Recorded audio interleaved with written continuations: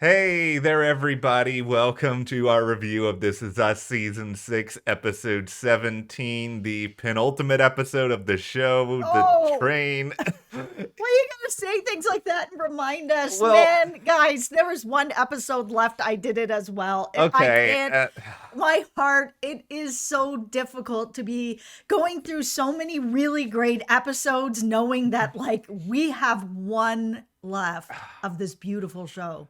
And One. this is the thing, is that I think everybody knew, us including, that this was going to be this emotional, devastating hour of television, and by no means was it easy to get through. But I mean, I'll be honest, I cried more probably in the Miguel episode than I did this one. I mean, maybe it's just because it wasn't confirmed that Miguel was going to die. I don't know exactly what it is, but it's a different feeling coming out of this episode. I did not cry through this episode at all, and I'll tell you guys why. I think that the show did this episode so beautifully and filled with such love and loving words and memories of all these wonderful moments that I felt like I was taking a trip down this sort of beautiful, loving, lane where I was like, okay, I think I'm prepared already that I knew that she was going to be dying. This has been Yeah. going on for a couple seasons. That when we got here, each moment when she was going through that train, I was like, oh, love, oh, love. Like it was so much love that it didn't turn out to be sort of as devastating as I thought it would be. It felt like love piled on love, ending with relief.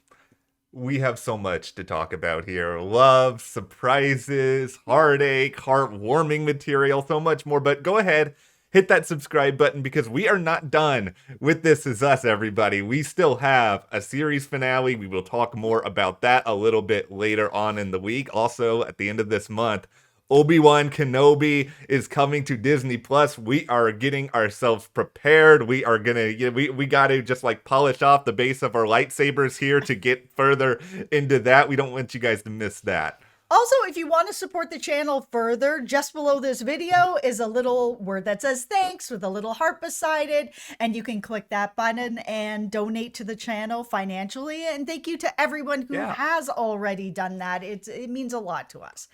Okay, Okay. so we're going to start out by talking about a lot of the things that we loved about this Yeah. episode. Overall, this episode was Yeah. wonderfully, beautifully done.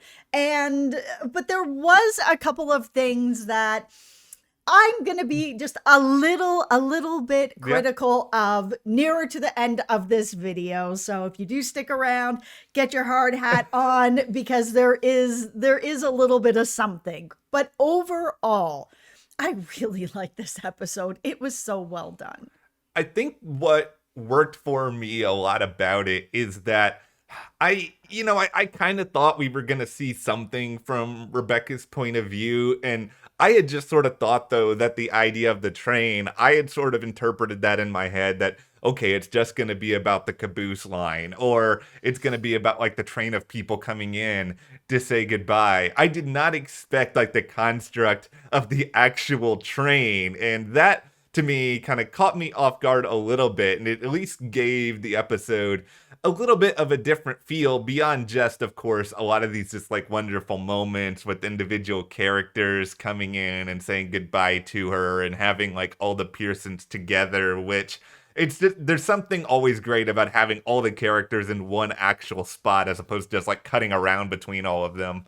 I love that they had an actual train and that it brought things all the way full circle, of course, with this show back Yeah. to, Rebecca and her dad riding the train and how important it was to her and sort of missed moments where she was like, oh, my dad said he was going to bring me on a fancy train like this, that she's kind of getting to live out that last moment in her mind with everyone who's impacted her life. We saw William back, which was so nice. Yeah. I mean, he impacted her life in such a huge way. If he hadn't been the, biological father of Randall, she never would have adopted him. Like, it's a very important moment. And seeing all these different people on the train, I was like, this is This is so nice. Of course, there were some people that were missing from the Yeah. train, which, really hurt my heart a little bit. Not seeing, Deja wasn't on the train. We didn't see Nicky on the train. We saw Miguel for like,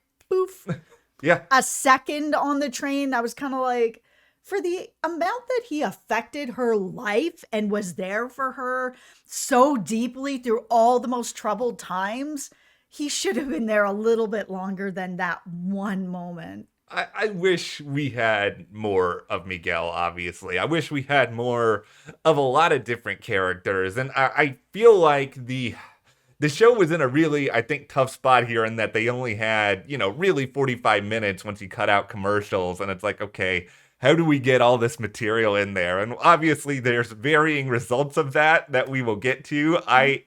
I will say that amidst all the drama, especially with all the Pearsons together, it could have been just like a really, really heavy. But I think a lot of us who have gone through, sort of difficult positions like this, there are a couple of moments of like awkward laughter and you're just trying to find a way to pull your head out of the darkest spaces. And this is why, of course, I love Nicky eating all the orange chicken, which is totally a Nicky thing to do. That was really funny.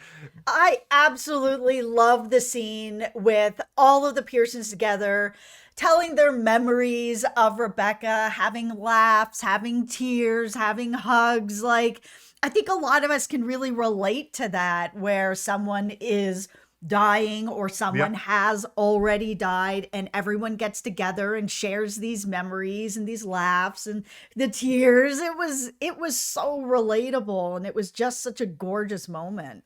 And there's also this other thing about, Deja's pregnancy that's sort of put in here. And, if you're Deja, this is a really sad time and you don't want to like get up in front of everybody and be like, hey, look at this wonderful thing that's happening to me, because you don't want to take away from this other moment. And I think they played all of that in I think a really fascinating and at times fun way, where Beth is just like, I knew she was pregnant before she even knew she was pregnant. No, I think they did that in a really great way.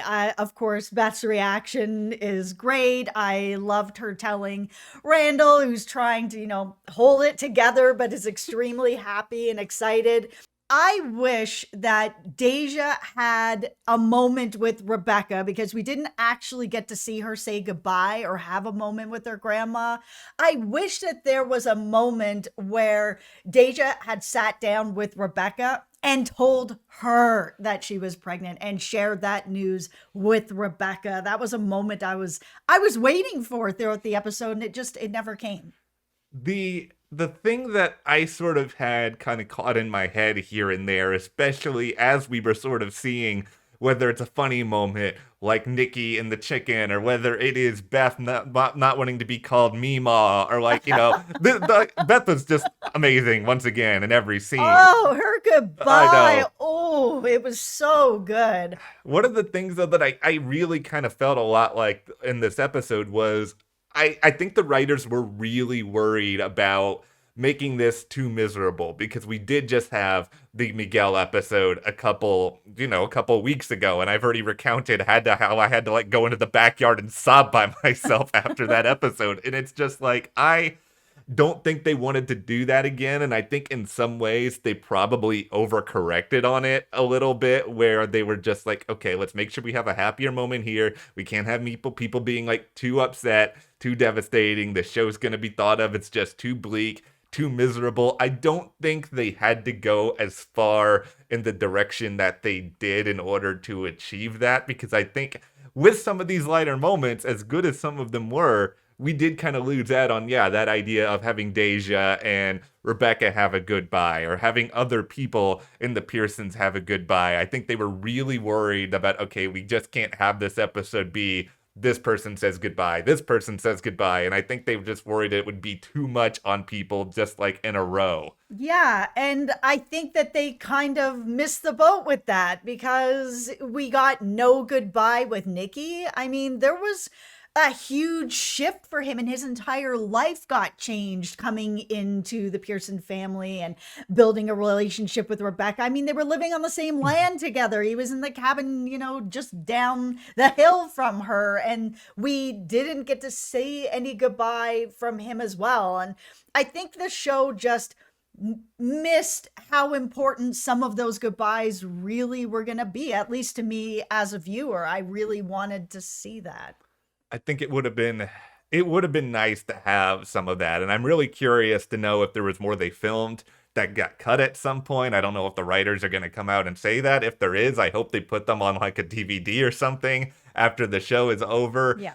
I I really like how they made sure that obviously Kate got there, but also that there was this sort of passage of time where, it's evening time and people are going to bed at kind of the midway point of this episode. And then, the sun is out by the time Kate is there, but Rebecca's still fighting. And it speaks to, her resilience, even in kind of her final hours, but also how much that, Kevin and Randall care for Rebecca. They're willing to be there for her the entire night. Like, these two have got to be exhausted by the time Kate is showing up. Yeah, I mean, we spoke a bit about this in the preview that, I thought Kate was going to be down to the wire, that Yeah. that's why we hadn't seen her, that she was trying to get there. And even when I saw the car crash with the other family, we'll talk about that, I was like, oh no, is this how this is all going to come together? Like, Kate was in an accident, she wasn't.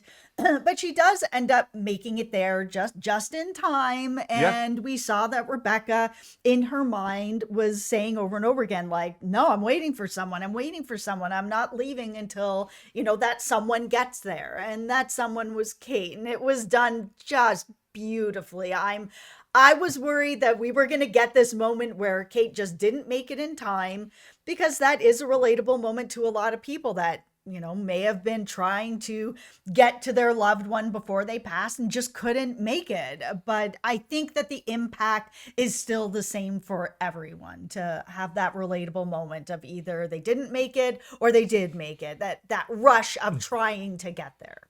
Since we're talking a little bit about Kate here, I'll also put a shout out to the writers here for including just that little line that explains why Toby was there. Kevin reached out to Toby, made sure Toby had that opportunity. Toby had some good stuff. I mean, yes, it's also incredibly inappropriate for him to be saying to Rebecca on her death that you like me more than you like Philip, but that's kind of who Toby is. That's who Toby is. He makes a joke when he's really uncomfortable or feeling really sad. So Yeah. I really liked it because it stayed true to who he was. Absolutely. I love Toby had at least some small moment in all of this. Okay, so we're going to talk about some more of the our hot takes on this. Oh, yeah. And I just want everyone to put on their hard hats and just remember that this is just our opinion and it doesn't make us any less fans of the show. I know sometimes when we are a little more critical of things on this show, that we do get some comments where people are like, well, you're not a true fan of the show if you don't love everything. And to that, I just gotta say, in my opinion, we are true fans of the show, because if fans of the show are not going to hold the show accountable Yeah. for things that maybe they missed the mark on, then who is? Fans are the people who love this show the most, that we will call you out. Okay, this is just my opinion on this. Okay, so we're going to talk about the other family, Marcus's family, and everything that was going on here, because I felt like while it was a good story that was for the show and brought this full circle moment where, Jack died and Marcus lived because the doctor was with Marcus after the car crash and wasn't with Jack, doesn't mean that Jack might have lived, because we don't know that doctor would have been able to help him either. There were doctors there that were trying to help Jack and they weren't able to. So, could he have saved Jack? I don't know, right? Maybe Jack did have to pass so that Marcus could live, kind of thing. And we see this whole story where he goes forward and, comes up with this, not a cure for Alzheimer's, but like a medication that could help Alzheimer's. And I was like, okay, I like that there's this positive spin that we have somebody on the show who is, working on a possible cure or medication for Alzheimer's. And but my criticism is that we spent so much time with this family that I was kind of like, I'm missing out on goodbyes with Deja, with Nicky, these other moments that I'm being introduced to this family like in the second last episode of the series, and there is so much time spent with them that I feel like I was missing out on other moments with characters that I have been with for years to get this full circle moment with Marcus. I feel like it could have just been shortened a little bit with this other family to give me these other moments. Here's what I would have done. I would just would have cut out all the stuff with Jack in the hospital on that particular day, because this is us as coincidental. We know that. We know they love their coincidences, but it just feels like the full circle moment would have been achieved by Marcus figuring out what he did with Alzheimer's and this medication. It's like that is where this is tying back to Rebecca and this story. You didn't need to also put in this stuff with Jack. I think you could have spent those 3 or 4 minutes or however long that was and just brought that back in to Rebecca's deathbed and put more goodbyes and more of that other stuff in there. And I think in doing that, you probably would have made the Marcus storyline stronger overall. It's like I don't mind its existence. It's like I love Dule Hill. Psych's one of my favorite shows. Seeing Dule Hill at the start of the episode as Marcus' dad, I was just like, yeah. But then it was just like, okay, well, do we really need this storyline with Dule Hill to last this long in this episode? And the truth is we don't. And the other problem is because we have all watched This Is Us for so many years. Anytime they start an episode or even 10 minutes into the episode, we see somebody we don't know. It's always like, okay, we know what you guys are doing. We know what your end game is here. We know eventually how this is all going to play out. And so we're all just kind of sitting around at that point, waiting for the moment when it connects back. There's not really that big of a surprise with it. This show loves its full circle moments, and there were so many of them jammed into this episode with, Malik is the father of Deja's baby, which, was a surprise to no one. We saw Rebecca's last scene was laying down in the bed and Jack is there. I don't think anybody was surprised by this. The full circle moment with, Jack and the lemon, scenario that then goes to, Marcus and his brother and his sister and through the father. It's just like, okay, we get it. The full circle moment. Here we are. They went a little bit crazy on it's like you don't need to make so many full circles that you've got like circles all over your metaphorical piece of paper here. I think you guys can let some moments breathe a little bit better and it will all be okay. Like we've said, there's enough happiness elsewhere in this episode that you didn't have to hit as many of them as hard as you did. Okay, speaking of things that will be okay, here we go. I've got my hard hat on and, just remember, this is just my opinion, okay? This is not like, I'm not saying the show made a mistake. That's not where I am with this. This is just my opinion on this. So we're going to talk about William, who is a character that I love, and I was so happy that he was back. And that first moment where we saw him reciting the poem and sort of where Randall got his name, and we're back on the train, I was like, oh yes, this is so good. They're starting right off where, they need to start off. Then we had him be the person who brings Rebecca through the whole train. And this is where I was kind of like, I felt like William was not the right person to bring her through the train. And the reason why is because he is only Randall's biological father, and he wasn't a father or father figure to the other two kids in Rebecca's life. And I feel like the person who should have brought her through the train is Dr. K. And I understand that the actor is busy on another show, but he really was for me, especially after that scene where he was just like, there was a moment there, and I feel like you felt it, like where I was going to have to choose between you and saving the kids, and you pulled through. And, I'm sure it was part of what Dr. K was doing too that helped pull her through. That was like, he's the person who should have walked her through the train. He is the person who was there when all three of her kids were at the hospital. He helped deliver two of the kids. He was there when Randall was brought into the hospital. He was there to save her life, to bring her to this point that she was able to have all this life. So to have him there sort of at the beginning of this new chapter of her life and at the end chapter of her life to bring her through the train, he was more of a neutral party who made more sense to bring her through the train. And that's where I stand on it. Okay, well, the first of all, commenters, whatever, come for me. She's right. Like, I agree with what you're saying because it's just like, okay, William is a great character. Yes. But William is also not.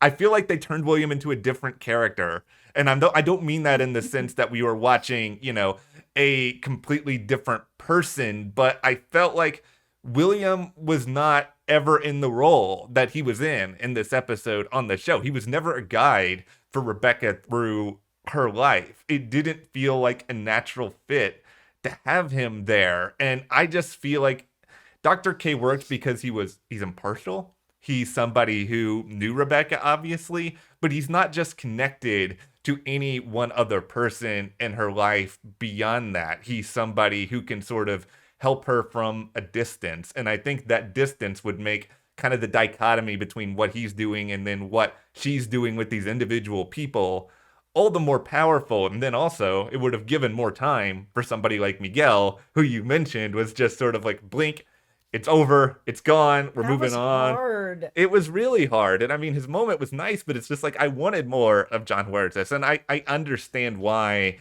Jack had to be there at the very, very end. There was no other person that could be, but no. I am also still like, okay, we had like literally 3 seconds of Milo at the very, very end of this. And then, I don't know, I would have liked maybe that to have been a little bit drawn out as well. I think just the construct of the train itself was so cool and so interesting. And I think it's a very unique way they could have done this, but they sort of missed just a little bit on who they had as sort of the main guide at the center of it. Yeah, one of the other people that I was kind of like could have been a very good guide as well, that would have had a really nice sort of full circle moment at the end when she's with Jack, would have been Miguel. Miguel is someone who was around with Jack and Rebecca from the start of their relationship through to their kids, through to his death, through to helping raise them as a stepfather to his own death. That if he was there to meet her, to bring her through all of her memories to that last cart, to then say goodbye to her, to then have her go forward with just Jack, I just feel like it just would have been that moment that would have exploded my heart. It would have been more, I think, in line with what we've seen from Rebecca, what we saw from the relationship with Rebecca and Miguel. I think it also just would have made a little bit more sense, I think, if we're supposed to view all this as sort of Rebecca's dreamscape and like who are some of the people that she's going to be thinking about the most. I mean, she was clearly, we've already seen that she's been thinking a lot about Miguel in the past few years of her life. It makes sense. Miguel has been there for her through thick and thin. Like, I think she would be thinking of him a lot more than she would be thinking of William in that sort of space. Yeah, that's where I land on it. I just feel like if this is her last thoughts, that, I think William would have been in there for sure. He greatly impacted her life and changed it in such a significant way. But I just, for her and her life being about all three of her kids, I think having the guide be someone who's connected to really only one of her kids is not really the way that I felt that it should have gone. I think it could have been a lot more impactful if it was Dr. K or if it was Miguel, so that he could have that last moment right before she goes into the caboose to say goodbye and be okay with her going into her afterlife with her, absolute love of her life. We've gotten through the serious beef within this episode, so now it's time to discuss a stupid beef that I have with this episode. Philip, no, The mustache, no. Okay. Shave it immediately. This is not a good look for you, buddy. I'm sorry. There was also some other interesting stuff that we saw sort of scattered throughout Kevin's place. Yeah. And for a long time, like I haven't gone back to look at the older episodes, but a lot of us thought that there was an Oscar on his shelf, but they showed that award very clearly in this episode. It is not an Oscar. Oscars do not have wings on the back of them. They are, the Oscar holding, the sword. That is not an Oscar. So we did a pretty deep dive to figure out what this is. Are we like, is this a SAG award? Is this a Golden Globe? Is this a Tony? What is this? We could not figure out what this award is, even though it's so familiar with the wings on the back. The funniest thing about all of this is like somebody in the comments is probably going to like call this out in yes, like please, 2 minutes and then we're going to kick ourselves in the head for not thinking of it. I will be so happy if you know what this award is. Golden statue with wings, not holding a globe. Yeah. What is it? Please, please, please. There's been too many Google deep dives on this already. Yes, absolutely. So let us know what that award is. And, maybe it's connected to Hill 400. Yeah. We saw the script there under glass, which is cool. Yeah, there's a lot of cool little moments in here. There's a lot of references to things in the past sort of scattered throughout. I feel like almost every single person we saw, like even like Madison had a moment in here, even if it prompted the kids having to go to bed. It's like, okay, there was fun stuff for a lot of the people amidst the sadness. And I feel in the end, we're really setting the stage now for a series finale where if they overcorrected in this episode when it comes to, okay, we can't make this too sad, this next episode is probably just going to be like a parade of roses and sunshine and happiness. They're really going to try to not make this sad. No, I think the show, yes, it's had lots of sad moments, but I think overall this show is about love and relatable moments and feelings of joy with this show. And I think that this show is going to want to go out on the same feeling of family, love, joy, who are we going to see sort of in the future and the present and how their lives turned out, and hopefully some kind of a spin-off with the Pearson grandchildren. For a while there, I was kind of like, are we going to have a spin-off with Marcus and his family? But, there's no spin-off announced at this point. No. Dan Fogelman has said numerous times he is not doing a spinoff, but I still hold out hope that if the right deal lands on his lap, he will be like, okay. Make it happen. Come on. This is not okay to only have one more episode of this show. Yeah. We will be back to preview that episode. Subscribe to the channel so you guys don't miss any of that. Also, check out that thanks button, as Jess mentioned earlier, if you want to contribute and help us out here. Thank you guys so much, and we will see you here next time.